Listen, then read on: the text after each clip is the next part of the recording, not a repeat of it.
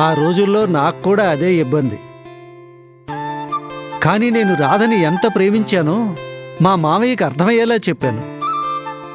నా ప్రేమని అర్థం చేసుకున్నాడు కాబట్టే మా పెళ్లి ఘనంగా చేసుకున్నాం. కానీ ఈరోజు తను నాతో లేదనే బాధే నా గుండెల్ని పిండేస్తుంది.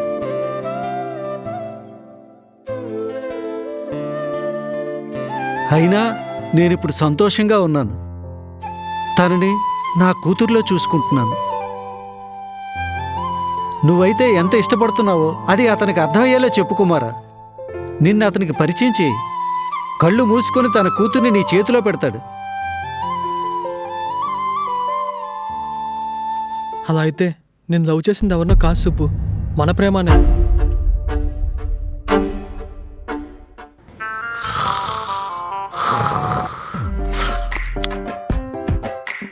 చూసావా సుబ్బు, చెప్పు చెప్పు అంటావు, చెప్తేమో పడుకుంటావు. ఇదే నా ప్రాబ్లం.